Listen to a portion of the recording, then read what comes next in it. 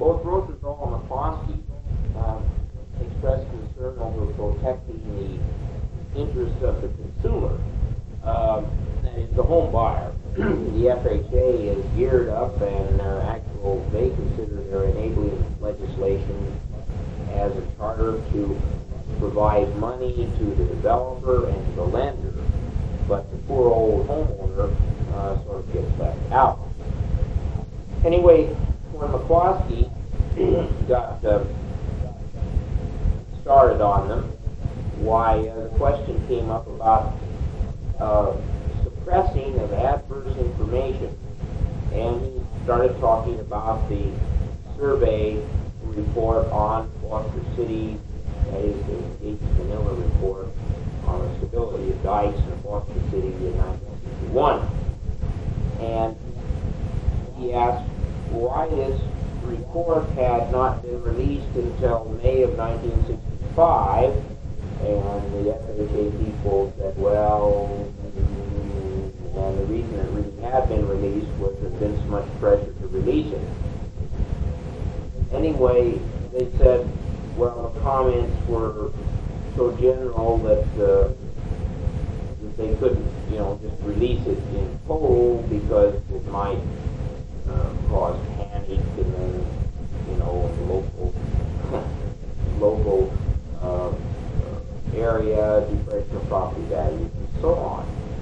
Then McCloskey went on to the proposal which the survey had made in response to a request from the FHA in late 1967 to review the Gainsmore report on Redwood Shores.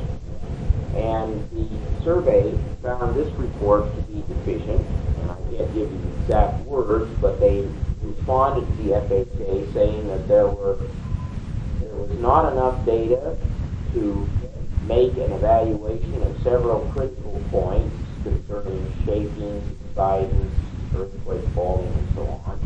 And the survey recommended an additional study, which we requested the FHA to fund, to obtain the answers to certain critical questions. This proposal was never funded by the FHA and was sat on for several months. McCloskey asked why this report, nothing had happened. Well, they decided it was stated that by, I think, Earl Jones in this case, that this was not really a report, it was just a proposal, and it was considered that the survey was not capable or did not have the capabilities of developing the quantitative and practical information necessary. Well, McCloskey flailed him on this, being primed by Caesar on the capabilities of the survey.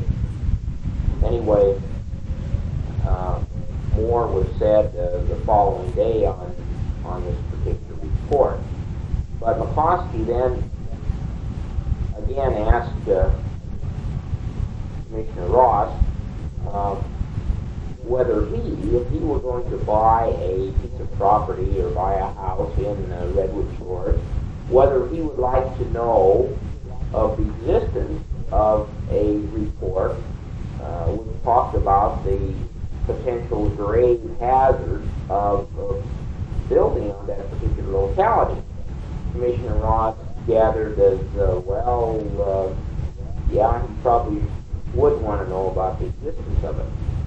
So then McCloskey asked Ross in his best courtroom manner, he said, Mr. Ross, he said, is it the policy of the Federal Housing Administration to suppress adverse information that might affect the property values of subdivisions in which the FHA has insured mortgage loans? And Ross said, no, it was not the policy of the FHA to do this. And then McCloskey said, well, Mr. Ross, is it the policy of the FHA to release adverse information that might affect the property values in the safe place? And Commissioner Ross indicated that, Well, this really wasn't the policy either, because they didn't have a good mechanism to release such information. And McCloskey then asked him, well, what is the policy of the FHA? And of course, this is the point that everybody knew all along, that they didn't have a good policy.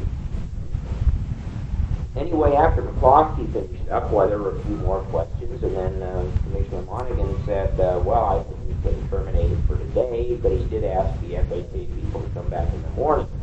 Well, I thought that, well, they're off the hook now because they'll ask them a few polite questions in the morning and let them go. But on the morning of the 8th, why, counsel for the committee, Mr. Wasserman, started at a rather fevered pitch, equivalent to the afternoon before when they terminated, and went on for more than an hour blaming the FHA again. And he was able to catch them at some rather fantastic inconsistencies. In particular, Earl Jones, who was the only one with any continuity. He was the only one from the previous administration.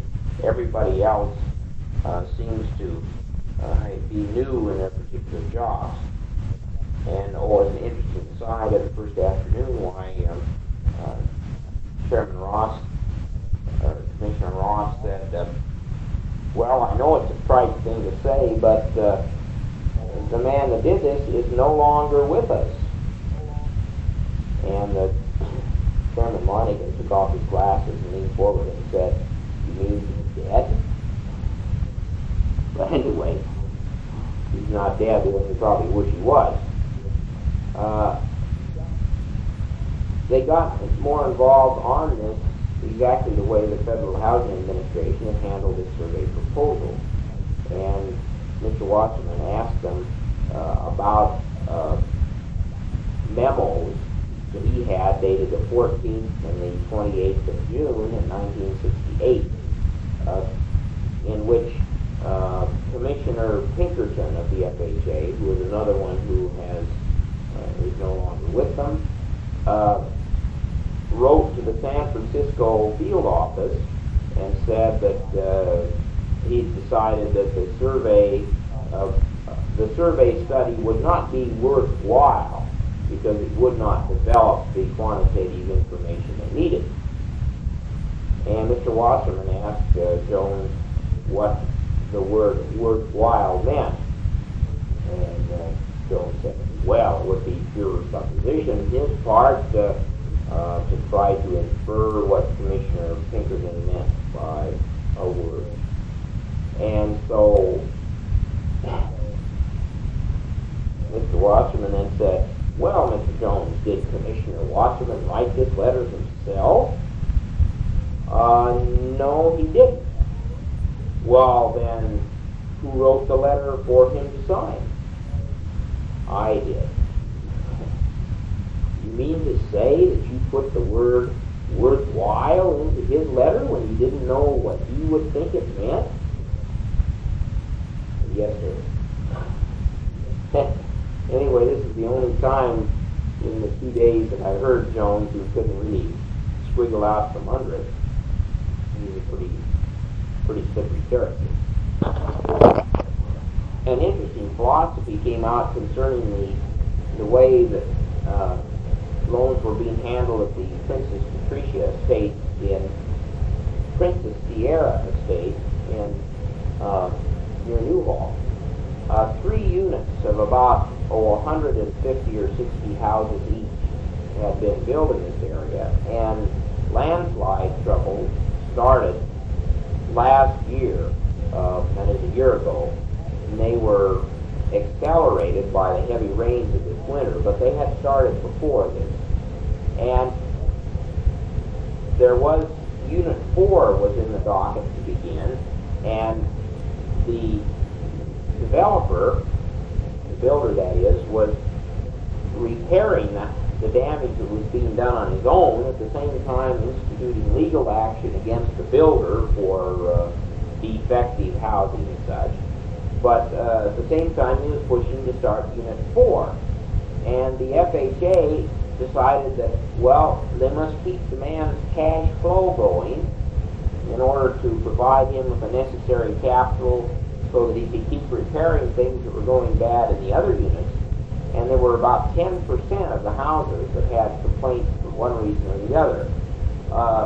And Congressman Rosenthal or someone said, you mean then that in order to keep this man's cash flow going, why another 100 or 150 people could buy houses in which they could be wiped out and lose everything?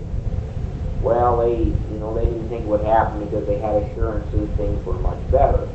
But nevertheless, this whole point kept creeping in, and that is once somebody gets started on the FHA mill, why, if troubles develop, why they feel that they have to keep him going. In other words, it's like throwing good money after bad, in order to provide the necessary cash flow to get him to repair things and so on. And it's a real insidious thing. The tape is just about completed, and these are those things I can recall now.